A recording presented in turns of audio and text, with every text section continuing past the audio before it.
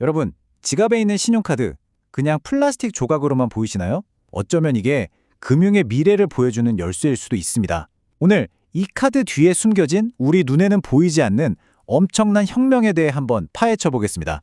요즘 암호화폐 카드다, 뭐다 해서 되게 화려한 카드들 많이 나오잖아요? 딱 보면 와, 이게 미래의 결제 방식이구나 싶죠? 혁신은 바로 저 카드 디자인에 있구나 하고 생각하기 쉽습니다.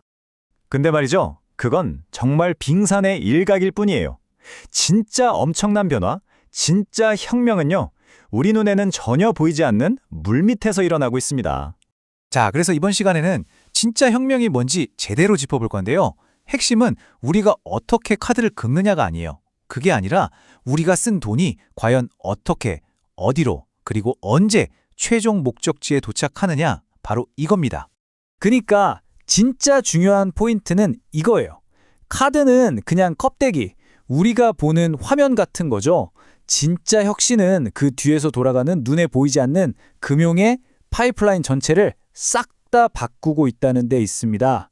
자, 그럼 그 파이프라인을 바꾸고 있는 대표 주자, 마스터카드는 대체 뭘 하고 있는지 한번 들여다볼까요?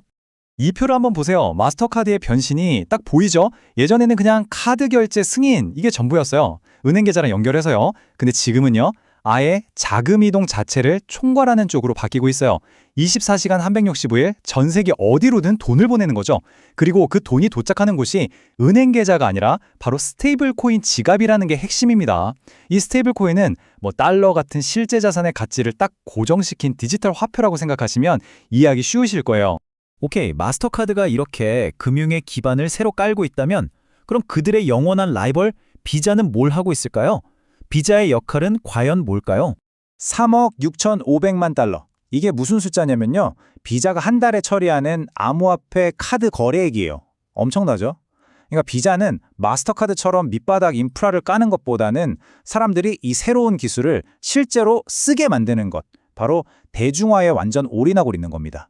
이 그래프를 보면 그 영향력이 그냥 바로 느껴지죠.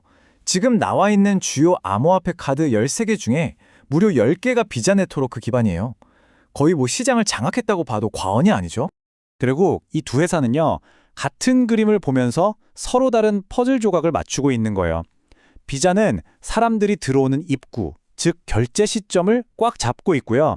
마스터카드는 돈이 최종적으로 나가는 출구, 도착 시점의 인프라를 새로 만들고 있는 거죠. 그러니까 이건 치고받고 싸우는 경쟁이라기보다는 새로운 금융 시스템을 함께 만들어가는 거대한 협력에 가깝다고 볼 수 있습니다. 자, 비자랑 마스터카드가 이렇게 새로운 판에 거대한 두 기동 역할을 하고 있다면 그럼 다른 플레이어들은 뭘 하고 있을까요? 이 판 위에서 뛰는 선수들이 정말 많거든요. 이들이 만들어 놓은 길을 따라가는 회사도 있고 아예 새로운 길을 개척하려는 회사도 있습니다.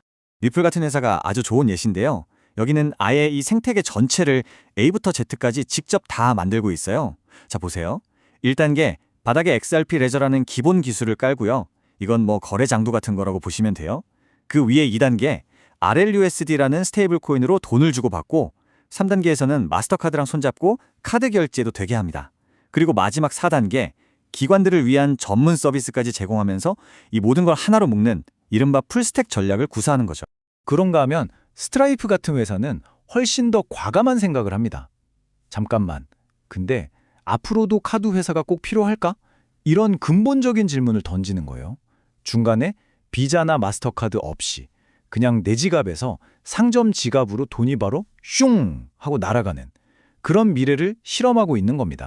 그리고 크라켄 같은 암호화폐 거래소는 이 경험의 마지막 퍼즐 조각을 맞추고 있어요. 바로 사용자를 위한 완벽한 선순환 구조를 만드는 건데요. 사용자가 카드로 암호화폐를 쓰면 소비, 그 보상으로 비트코인을 받고 보상, 그게 다시 내 계좌에 쌓이는 재축적 거죠. 소비가 곧 투자로 이어지는 완전한 금융 루프를 만들어낸 겁니다. 근데 궁금한 게 있죠. 왜 하필 이 모든 혁신적인 실험들이 유럽에서 이렇게 활발하게 일어나고 있는 걸까요? 답은 아주 간단합니다. 바로 명확한 규제 때문이에요. 유럽에는 미카라는 법이 있거든요. 이게 스테이블 코인을 어떻게 만들고 운영해야 하는지, 거래소나 지갑 서비스는 어떤 규칙을 따라야 하는지 아주 명확한 가이드라인을 제시해 줍니다.